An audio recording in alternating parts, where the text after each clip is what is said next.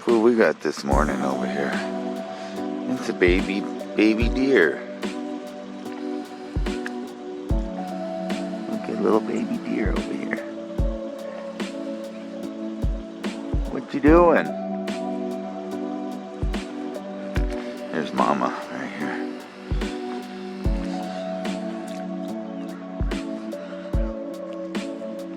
What you doing? Is it breakfast time? Good morning.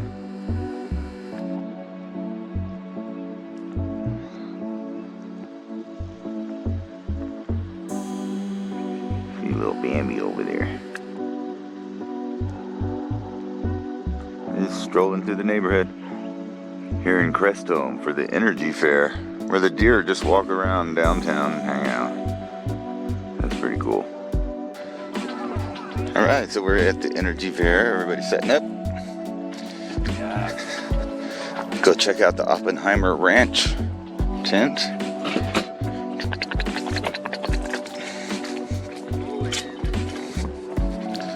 It looks like it's already fully set up. And here's Leah and the diamond. What it is. Getting set up. Set up. And look at all these wonderful Indian corns. Painted corn. Wow, that's amazing. And these are all from your place, huh? Yes, they are. That's all amazing. The seed. All from that. And it comes out in all of these colors like this. That is amazing. That's how it expresses. I'm going to talk about a little bit about the corn and then I talk the first thing, very beginning. Awesome. I'm going to be holding an ear. An experiment in high alpine sustainability, incorporating permaculture, alternative energy, alternative building, and design. So join me in welcoming Diamond, who'll speak with us today as our keynote speaker. Thank you.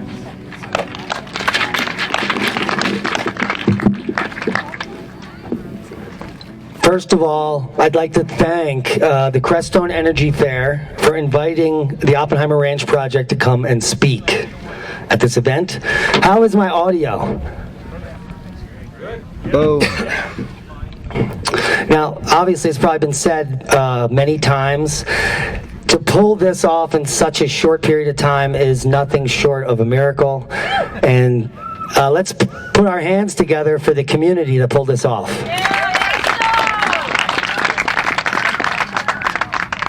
And there's the homeowner over there, so. Now, if you passed our stand, you saw that we had some of this amazing painted mountain corn, which is some of the most genetically diverse corn on the planet.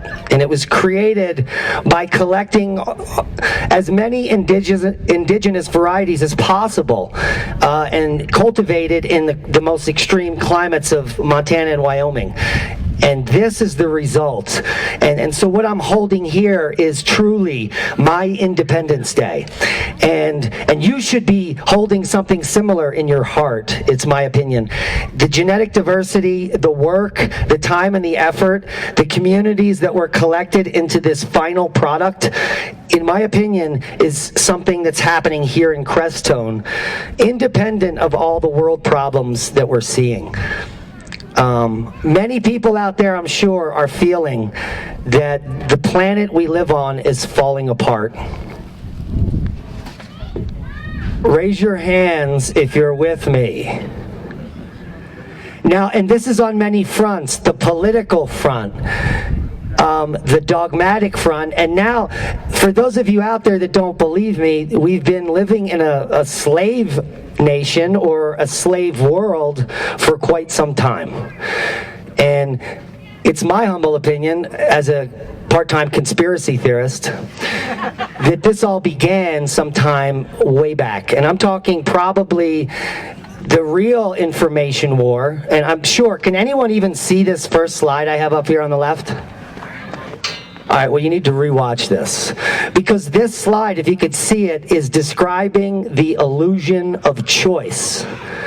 And that basically says that every single media source that now you can watch that's mainstream, including hundreds of newspapers, and thousands of television stations and even tens of thousands of radio programs are controlled by just 6 multinational corporations.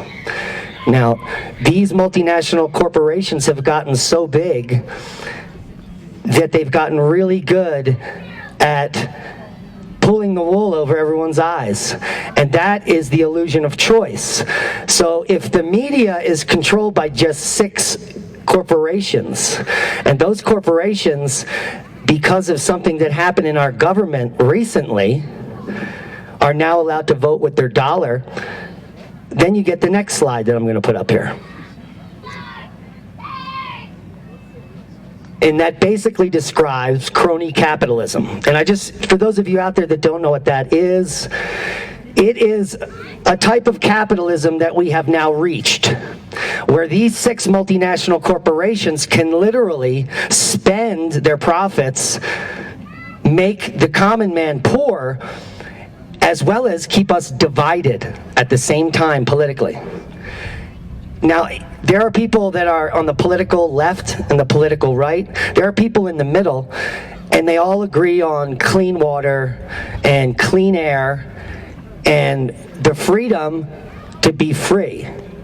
They also want clean food, and they want transparency in their government. But we've gone way beyond that. We've gone way past the point of no return. And those of you that are awoke or awakened, in my opinion, can see this ever more in the media right before your very lives.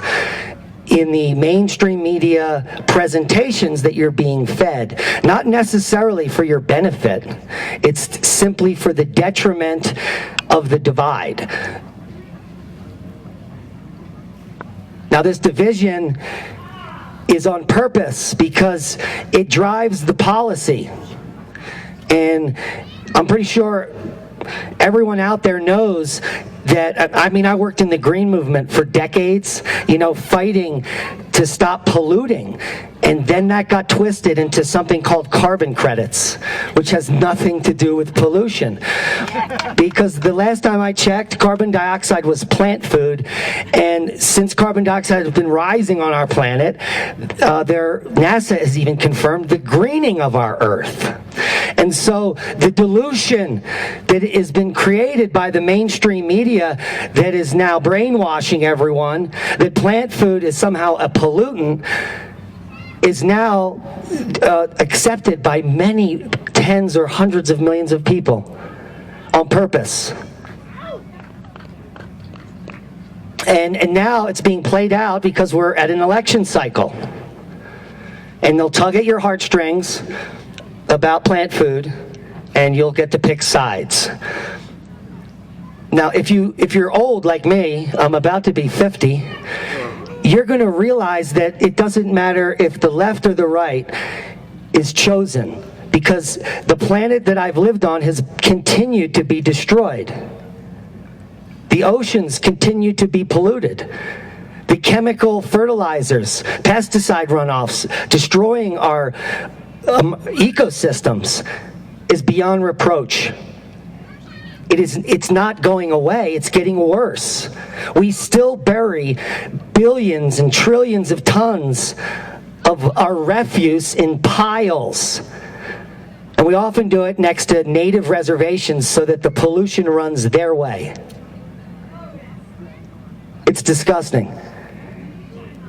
And the powers that be have humanity bickering against each other as opposed to coming together, which is what this fair is about, and which is why I'm so moved to discuss the way I feel. Because I believed the lie for a while until I dedicated my life to researching what's really happening. And so now that's just my rant on the politics and the nonsense. So I want to talk about the solutions and why everyone's here. And the 3 topics that were discussed prior to my discussion are the most important topics we need to be discussing as a group, as humanity. Does everyone agree with me? So where do we stand now as far as alternative energy? these politicians have divided us on what we believe about alternative energy. Decades ago, many people like myself were under the opinion that renewable energies is the way to go. Wind turbines, micro hydro, photovoltaics, all these passive systems are the future. And here we are in the future, where we now have facts that they are burying wind turbines by the hundreds of thousands, soon to be millions, in fields in states like Montana and Wyoming. They're not recyclable. And they fail in a few years. So if we carry this out for a few hundred years, the entire planet is now covered in wind turbine blades, which are made of fiberglass, have no resonance time, and are unusable. Literally, we could probably be making low-income housing out of each single blade put into the ground vertically. But no one has the ability to implement that. They're now burying those blades. And photovoltaics, and don't get me started on the servos and the rare earth elements and the way that they're literally raping the planet in third world countries to mine those elements, polluting the waterways with no remediation practices. And so this is the green movement. And it includes photovoltaics, which are also unrecyclable, completely toxic. And that if everyone gets solar panels, in 100 years, the entire planet is going to be buried in fiberglass wind turbine blades and toxic solar panels.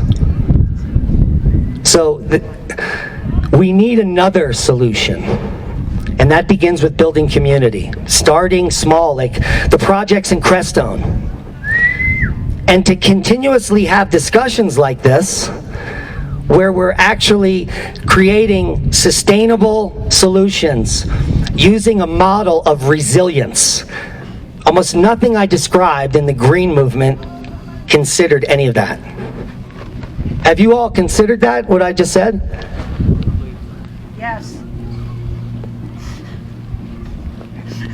So now here we come to the next slide, which you can't see. Which is quite unfortunate, because it describes resilience. Now, everyone in Crestone knows about that, and people that have small or off-grid homes know they need redundant backup systems for getting things like energy that they need to run the things you need. The signs around the fair here, like at the food stand, say, take as much as you need. A lot of people don't even know what that means. Well, don't I need it all? So there's a new world and a new paradigm that what I like to call the sheeple really do not even comprehend. They're so brainwashed. But just some of the strong points of resilience and things that come out of Crestone. How about the idea of multiple water sources? Yes. You know, yes, our main cultures think that water comes from the tap. Because a lot of kids I meet think that eggs come from the grocery store. So there really needs to be a new paradigm, which is beginning here, 31 years later. It's still like the very first Crestone Energy Fair, where everything is relearned for the first time. We need an emphasis on passive systems. This takes ingenuity, and it takes time. If you have a full-time job, many of these breakthroughs won't happen, which is why we need fairs like this Crestone Energy Fair. I hear the vision that there are going to be projects going on here utilizing gray water and these passive systems that can be experimented with. Now, my partner and I have been experimenting with these systems for 6 years now, and it's very important to do the experiments, because when you're learning about permaculture and geothermal energy, you need to test all the parameters to come up with the real solution. Earthship technology is great, but it's so labor intensive. So do you make it out of straw bale? Do you use earth domes, aircrete, hempcrete? These are all very understudied topics. And this is probably a community that has some of the most amazing knowledge on these topics. So first of all, give yourselves all a round of applause for being awesome.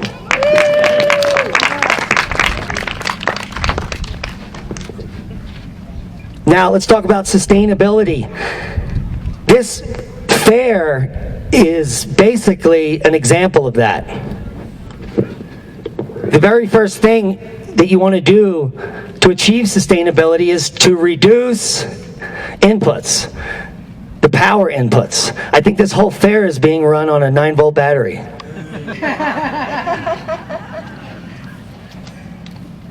And you need renewable energy production. Unfortunately, they're using a generator back there. But it's so quiet, it's probably diesel. And biodiesel can be made as a renewable resource with waste oil. And it can be done in a 50-gallon barrel. And it's not taught in the schools. You probably have to pay a pretty penny to even find a class on that, biodiesel production. You know, what's taught in schools is that we're burning up and oil and gas production, and that's another false paradigm, a dogma that we've been living with. There are new opportunities. There is a completely new way to live when you combine sustainability with resilience. And if you go look at any of my CIA monitored social media sites, you'll see that for almost a decade, under my profile picture, it says that permaculture is the solution. And in my opinion, that it is literally the solution to everything I just bitched and moaned about. Because permaculture is an ethical design model on how to live, which includes every loophole you may run into.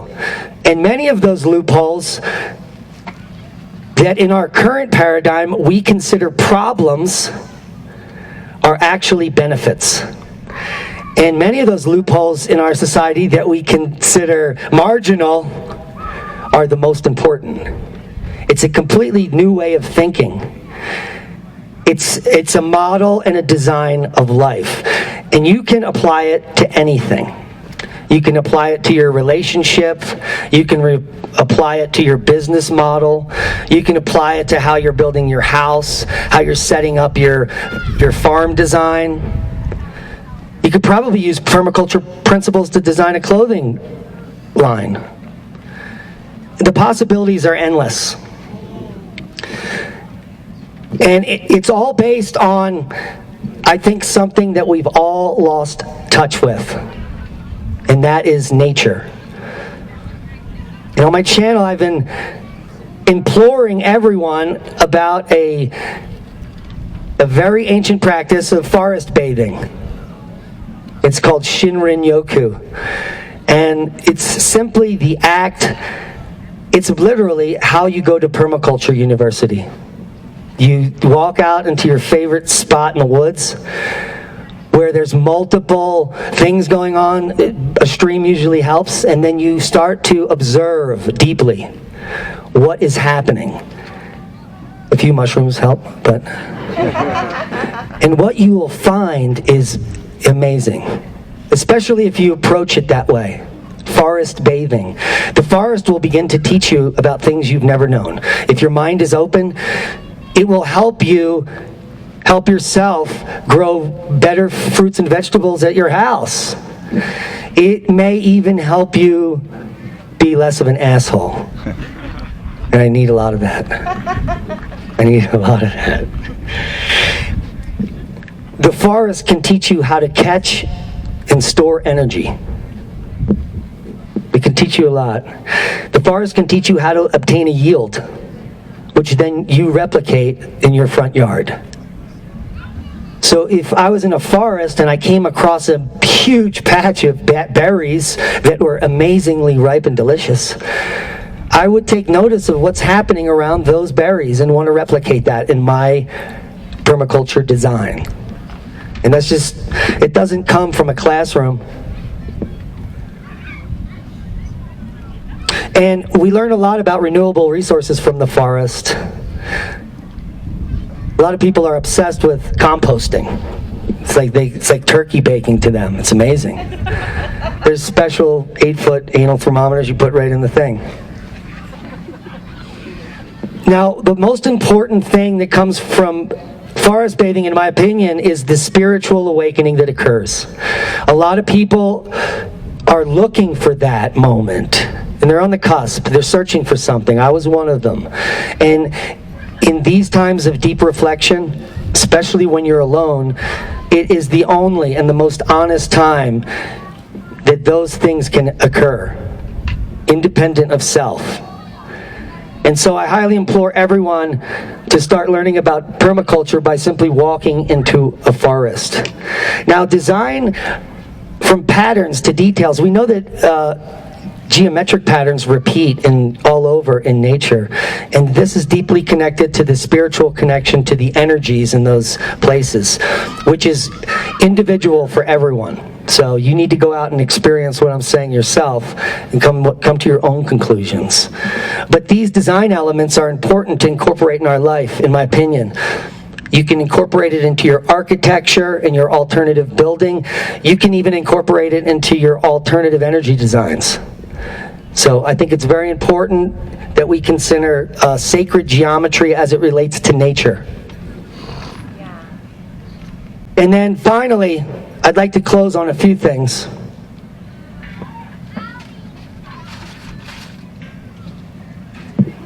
And then I'd like to take some questions from the audience so I could bloviate a little more if you prefer.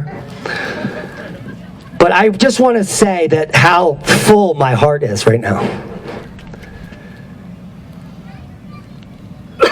And the power I get coming to events, especially with my partner, who I love, and sharing our abundance with good friends and strangers that have big hearts.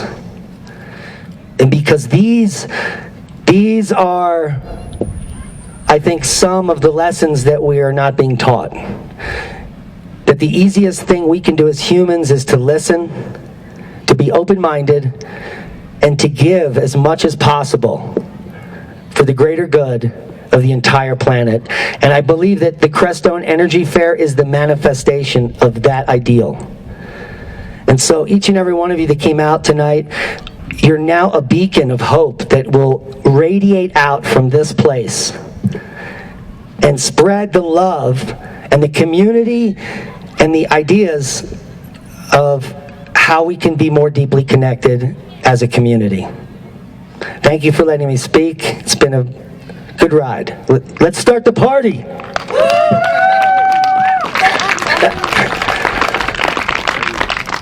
Does anybody have a burning desire to ask me a question? I do. Okay. You guys are from Pagosa Springs? We indeed are from Pagosa Springs. Okay, what do you think that we can do in Crestone to kind of embody more of what you're talking about? You know, we learned a lot, and you learn a lot from your neighbors and your community you're in. The road that we live on has a network of like-minded people that are really into sharing and bartering, and we all have unique skill sets. If you can get people in your community to maybe create a list of those skill sets so that everyone in the community could have access to see what people are willing to barter or share, you can then start to create an amazing economy. And a lot of people are against growing cannabis. I want to encourage everyone to take their legal rights to grow this. It's a weed. It's so simple to grow. You're allowed to have 3 flowering plants per person, per parcel, or whatever the law is. And this can be utilized as a trading device. It's literally like growing thousands of free dollars. It teaches you also how to become a better farmer. And cannabis, and one thing they're not telling you, those pricks, is one of the best nitrogen fixers on the planet. It surpasses legumes. So you keep the roots in the ground, cut your cannabis off, throw your money in the basement after you dry it, and continue. I mean, this is really a God-given right that I think everyone should be using. I tip like contractors that come to the house because they have to pay money for their weed. So it's really, I think, a benefit. I'm a big advocate for weed. Yeah. I gave out a lot today. Thank you. Any other questions? Oh! Interesting question about the reality is that hit a mic.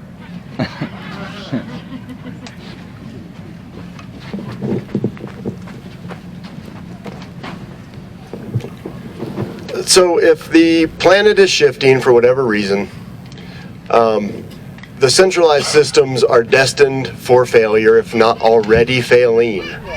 So obviously decentralization is the way to go. But there's a point I found where we decentralize so far that we're not functional, and we're then driving back towards community, tribe, village, whatever the word. You want thoughts on that topic? Yeah, good point.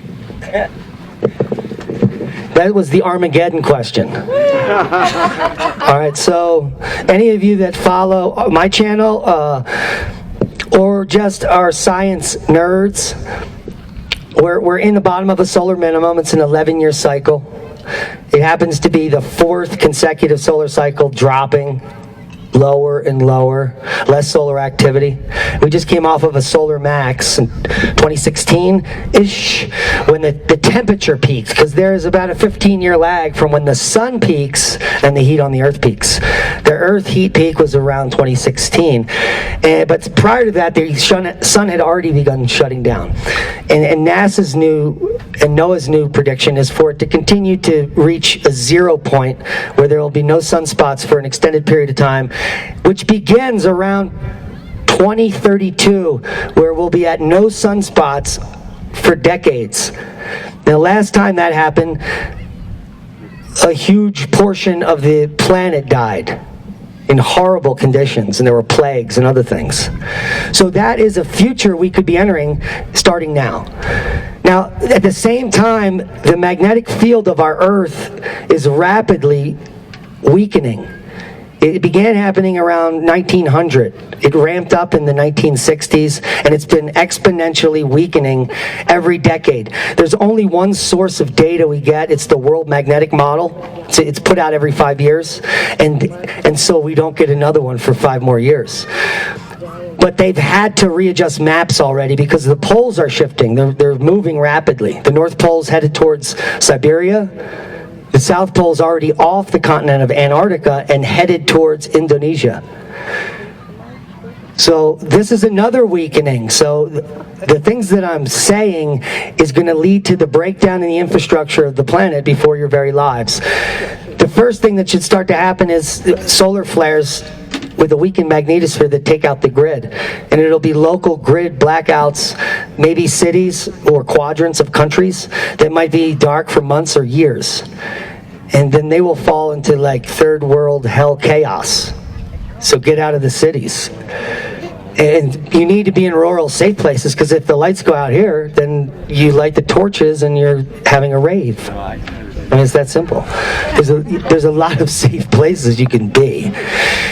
But the ultimate thing is that so the ruse has been happening since the 1940s. NASA was created for disinformation, and the CIA came out of that. And then the rabbit hole goes deeper. So please do your own research there. But what's happening is a disinformation campaign. The countries and the powers that be know that these catastrophic events are approaching, and they may use it as fodder to start a war or local wars using EMP, where they could falsify a flare and take out a whole country. So this is another consideration I'm sure Donovan has. So I think it's important to be in a rural area, in a city where the entire city is literally capable of restarting and reorganizing as a community, which Crestone has been practicing to do for 31 years by these events. I think there might be some divisions in bigger cities where I live, like Pagosa, where there's thousands of people. But huge cities are all, that's just off limits, like Mad Max shit. But like I said, Leah and I live on a dead-end road, and we already have a network and a community. We can block the road off. We can become our own Valhalla Valley. I mean, there's so many guns in Colorado. So there's that. Go ahead. And so do you really think the cities will be Mad Max, or do you think that at a certain point, humans are actually smarter than that, and it's not the majority of us that are going to go Mad Max, and we might actually hold it together, and suddenly, I don't know. In a big city? Yeah.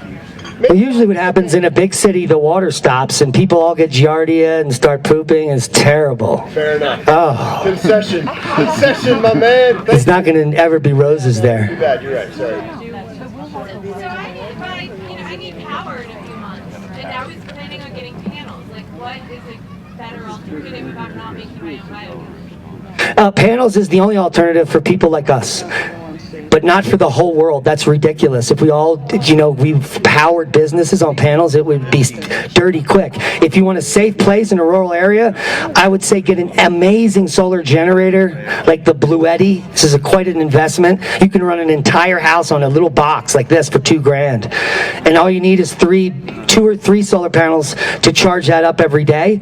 And so you're limiting your footprint. You're not going balls to the walls, as they say. And so that might be the best alternative in the near term. And then while you learn how to make biodiesel, and you practice and you screw up, stuff like that. So. What was that, Bluetti? The Bluetti is a very high-end solar battery. Can you spell it? Bluetti. I like that. Got it. Yeah, it's being used right now on our neighbor's property. He's running a freezer on it and everything else in 2 trailers on just 3 panels. So what are these guys doing? Let's party. Any other questions? What's your price per watt? Straight up. We got it. Well, there's someone that is interested in maybe seeing if you'd be interested in a conversation. Yeah. Where it's more of a group dialogue. Yeah. Got a mic and Okay. Thanks. All right, we're going to have some kind of a dialogue. This should be interesting. It should be. It will be. It's just me. Hello, so I'd shake hands, but I'm also social distancing. LARPy. So Diamond, I read your resume. A lot of respect for your work and your study. Thank you very much.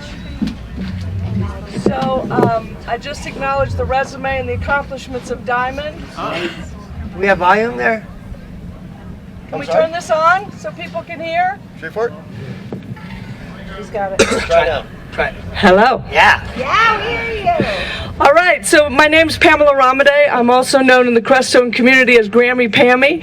I live at the far end of the Baca in a very sustainable home that I built in '06 with the help and the assistance of many of the brilliant people who put together the Crestone Energy Fair. So thank you very much for that. I thought it would be fun, under the definition of dialogue, 2 or more people learning together, for me to share my question. And it's a genuine question, Diamond, and it's clarifying, and I want to promise you that no matter what you say, that you and I might disagree, and we probably agree on 99.9%, but there's a question I want to ask for the benefit of what I think is my sustainable community here, is that we are still living within a system called the United States. We are still citizens of one of the countries of the planet. We don't have the option yet to sign on. I'll be a world citizen instead of a U.S. citizen. So we're still, so far, U.S. citizens.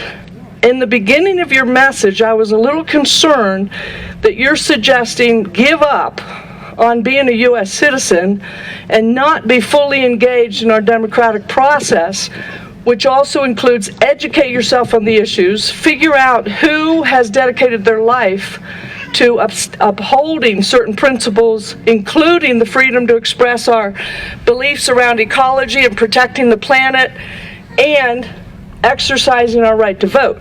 So I'm not sure if you said, don't bother voting, it doesn't matter. No, I didn't. Thank you. Please clarify your position on Well, that. here's the problem. The two-party system is part of the control mechanism. There are many other worthy choices, but they're just not allowed to gain traction. There's actually a Green Party that I was a member of for about a decade in Philadelphia that would actually help protect the planet from pollution.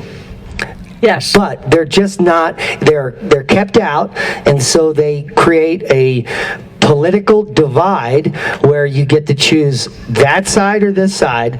But either side, this side has a bunch of good stuff, but half of that shit I don't like. And this side's got a bunch of, but half of that shit I don't like. But why can't I choose the one I like? Because you're not allowed. Yeah, it is a two-party system. So this is really what I found, because I worked in politics for a while, is that the best way to affect your local systems is by supporting local government, because those are actual representative democracies where you can get results. Yes. Yeah, so that's my position. Nice. Vote locally. Yes, and when you get your ballot, it's going to have politicians local that you maybe have had the privilege to know and meet, and then it's going to have the national who are also backed tremendously internationally by a whole lot of money. And it's your civic duty, just as much as it's your duty to protect the planet, is to protect the governmental systems that control our ability to protect the planet. So do your homework. Figure out which of those two candidates, Trump or Biden, is going to support your values and your principles so that you continue to have freedom of choice on how to live, whether it's sustainably on the earth or whether, something else happens. That's my view. Well said. Thank you. All right, it's been a pleasure, guys. Thank you for inviting me, and I'll see you next year.